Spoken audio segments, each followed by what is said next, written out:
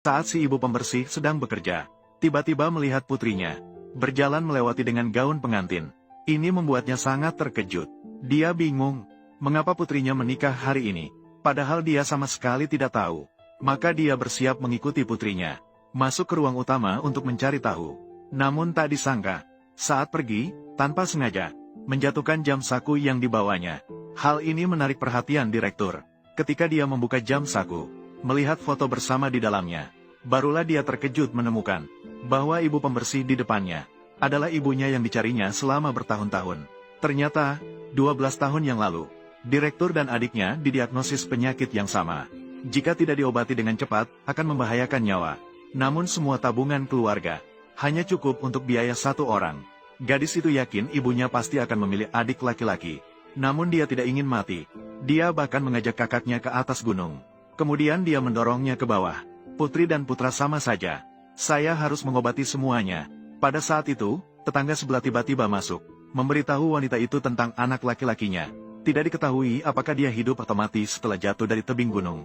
Ketika ibu tiba di atas gunung, namun dia hanya menemukan putri yang menjadi biang keladi duduk di sana, bersama dengan sepatu anak laki-lakinya. Wanita yang sangat sedih, memeluk putrinya sambil menangis dengan sedih. Dalam sekejap, 7 tahun berlalu. Gadis itu sudah besar dan ingin pergi ke kota untuk sekolah. Selama bertahun-tahun ini, ibu bekerja siang malam. Meskipun penyakit putrinya telah sembuh, namun dia sendiri masih memiliki akar penyakit. Putri yang merasa kasihan memeluk ibunya dan berkata, "Ibu, tunggu aku lulus dan menjadi dokter. Tunggu aku lulus dan menjadi kuat. Aku pasti akan menyembuhkan penyakitmu. Aku akan mengantarmu ke kota untuk menikmati kebahagiaan." Baik. Ibu menunggu untuk menikmati keberuntungan putri saya. Tiba-tiba sudah 5 tahun berlalu. Kesehatan wanita semakin menurun. Bahkan rekan kerja pun menasihatinya, jangan menunda untuk pergi ke rumah sakit. Namun wanita itu mengatakan dia sudah mencari tahu. Putrinya punya waktu hari ini, menunggu dia selesai dengan pekerjaannya, lalu pergi ke rumah sakit mencari putrinya untuk berobat. Mendengar itu, rekan kerja yang baik hati mengambil pekerjaan dari tangan wanita itu, memintanya segera pergi ke rumah sakit yang penting. Wanita itu segera mengucapkan terima kasih, lalu berangkat mencari putrinya.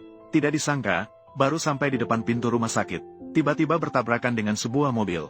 Ternyata dari mobil itu turun seorang ibu dan anak laki-laki. Melihat wanita itu berpakaian sederhana, malah menganggapnya sebagai penipu, lalu marah-marah padanya. Kemudian pria itu mengeluarkan 2 lembar uang dari saku, mengeluarkan 2 lembar uang kertas. Dengan ekspresi jijik, dia melemparkan uang itu kepada wanita. Wanita itu saat itu menyadari, segera menjelaskan bahwa dia bukan penipu. Kejadian yang tidak disangka terjadi saat itu. Dia